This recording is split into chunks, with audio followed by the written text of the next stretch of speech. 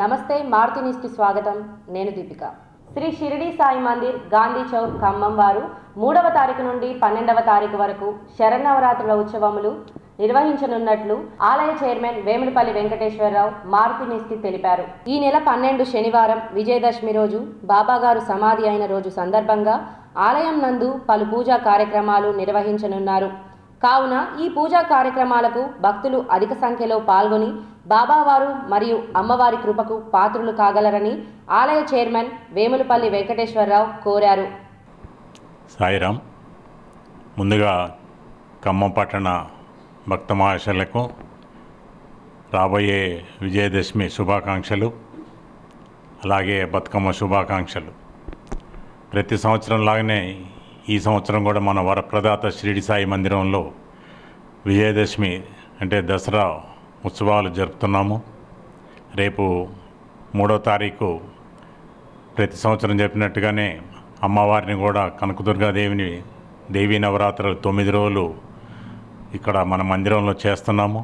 ప్రతిరోజు పూజలు, ప్రసాదం కార్యక్రమాలు ఉంటాయి.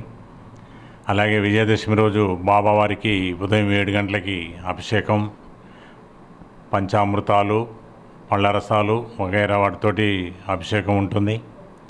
తర్వాత అలంకరణ, ప్రసాద వినియోగం. 11 గంటలకి పేదవారికి 400 మందికి వస్త్రదానం ఉంటుంది. అలాగే 12:30కి హారతి అనంతరం ఒక 2000 మందికి అన్నప్రసాద వితరణ ఉంటుంది. బాబావారికి 2 గంటలకి సమాధి పూజ. ఎందుకంటే బాబావారు విజయదశమి రోజు సమాధి అయ్యారు కాబట్టి స్పెషల్గా 2 గంటలకి సమాధి పూజ, 2:30కి 2:20కి 11 రకాల హారతులతోటి సమాధికి ఆ కార్యక్రమం జరుపుతాం. సాయంత్రం మళ్ళీ 6ంటికి హారతి, శమి పూజ, దీపాలంకరణ. సాయంత్రం 7 గంటలకి దీపాలంకరణ భక్తులు చేటే. అలాగే ఆ రోజు ఉదయం నుంచి సాయంత్రం వరకు కూడా ప్రతి భక్తుడికి లడ్డూ ప్రసాదం వినియోగం చేయబడుతుంది.